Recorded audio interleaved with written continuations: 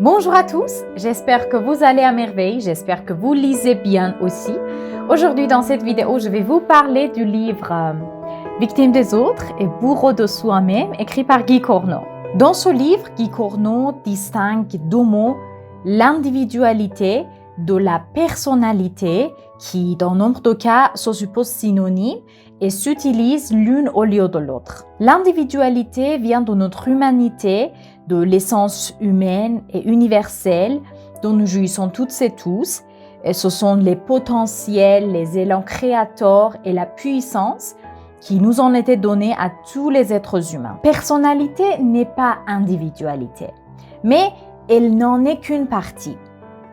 Durant la vie, depuis notre enfance, depuis le moment où nous n'étions que fœtus, selon le contexte et selon l'atmosphère où nous sommes nés et nous grandissons, nous prenons inconsciemment certains comportements afin d'être en mesure de nous défendre des maux et éviter les contraintes. Autrement dire, nos besoins, nos peurs, nos désirs et les expériences du passé nous font prendre inconsciemment certaines caractéristiques et certains comportements qui, au fur et à mesure, forment notre personnalité. Du coup, à la différence de l'individualité, qui est un don universel et consiste en les élans créateurs pour notre épanouissement et pour notre bonheur, la personnalité est le fruit des limites du passé.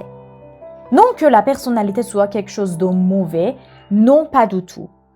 Mais la personnalité se souvient très bien des échecs du passé, donc de peur qu'ils ne se répètent plus, elle nous fait prendre des comportements défensifs afin de rester dans une bulle de sécurité.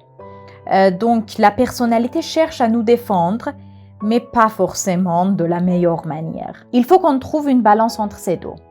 La faute de l'homme d'aujourd'hui est de trop s'identifier à sa personnalité plutôt qu'à son individualité.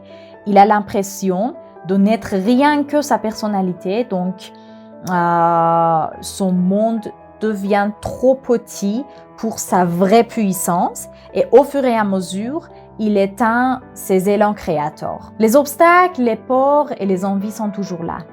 Ils sont toujours là et ils sont indissociables de la vie terrestre, mais Guy Corneau conseille de regarder au-delà et de ne plus se retrouver dans un passé amer dont les autres étaient les bourreaux. Autre chose, c'est qu'il ne faut pas surtout attacher toute notre existence à une seule chose, à une seule personne, comme une position professionnelle, comme une maison, une somme d'argent, quelqu'un qu'on aime, parce que toutes ces choses-là, ou toutes les personnes du monde sont instables et mortelles par nature, et dès qu'ils s'effacent, nous avons l'impression de s'effondrer et de ne plus exister, alors que la vie continue.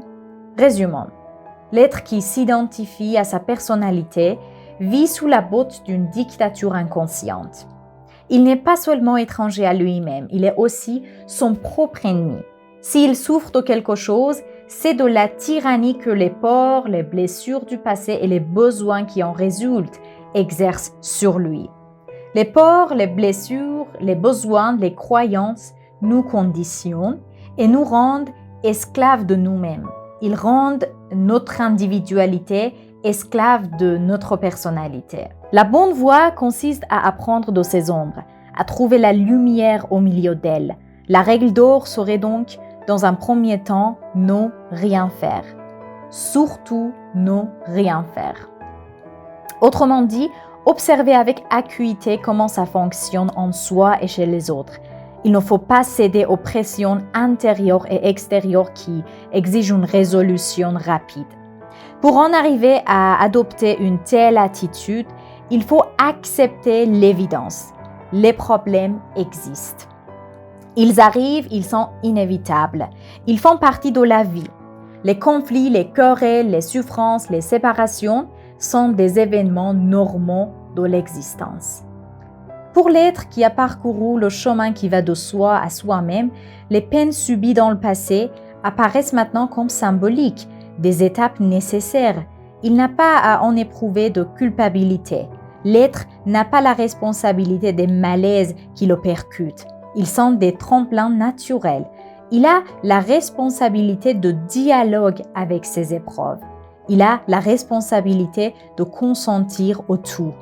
Il n'y avait que notre regard, que notre conception des choses qui était livrée à la force de la transformation.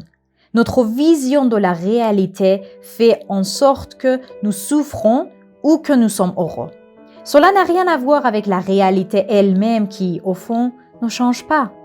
Notre lumière fondamentale existe, que nous la voyions ou non. Un processus de changement peut entraîner toutes sortes de souffrances à l'image de la vie elle-même, mais là encore, tout dépend du regard que nous posons sur ces souffrances. L'originalité de l'écriture de ce bouquin repose dans le fait que Guy Corneau, pour parler de son sujet psychologique, a emprunté de la mythologie riche égyptienne l'histoire d'Isis et d'Osiris. Et il a dessiné devant nos yeux les ressemblances entre les personnages de cette histoire et les composantes de notre psyché, de notre mentalité. Et cette visualisation a pu, en quelque sorte, au moins pour moi, matérialiser et concrétiser les questions psychologiques qui pourraient sembler à tort, en quelque sorte, ultra-terrestres, je sais pas, métaphysique. En tout cas, j'ai beaucoup aimé ce livre. Merci beaucoup d'être là. J'espère que vous avez aimé cette vidéo. Dans cette chaîne, je parle surtout de ma lecture de tous les jours. Si ça vous intéresse, suivez-moi. Au revoir et à bientôt.